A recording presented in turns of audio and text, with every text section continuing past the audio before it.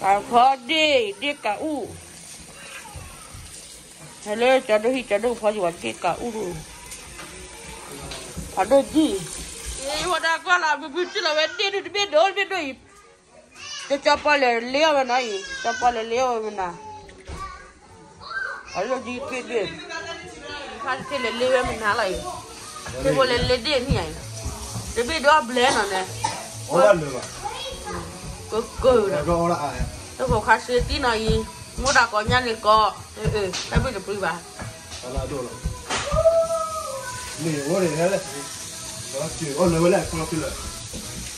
ôi lấy bao nhiêu đó làm gì đi đây này nó tỏng lên rồi cái gì mà là khi nó bán mà lâu rồi thì có mua rồi ôi gì thôi rồi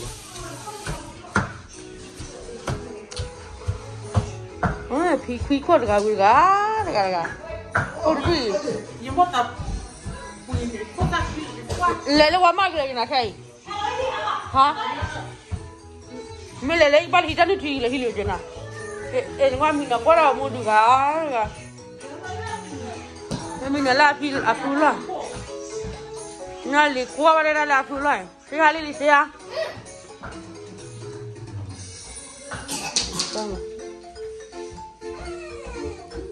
rồi mình nói nó còn cái nó mà đi nó đồ bán đi cho đồ phá ra đi để cho đồ phá ra mà này bây giờ bó quá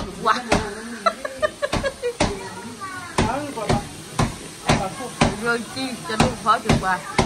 có mì khác cả bó em ơi có đồ phá lại liêu nhỉ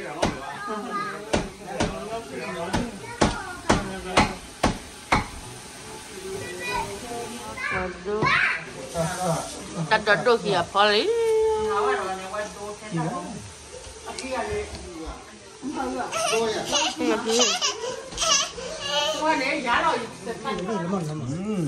trên này cho đồ của lên ôi nằm nó gọi là một trò đấy ra một trò mà phá quy ra gì là nó cái ở đây đi anh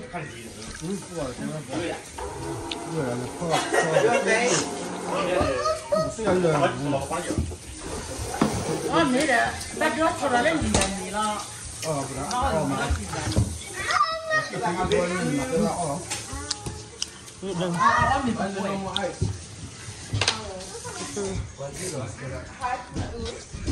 nó cho ngon chưa mua tôi cái gì đi nhau thì là phải lấy hả mua được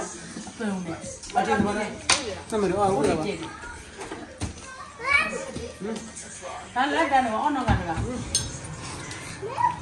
nó đôi mình là khi khóa đi này ấy lên video lên video gì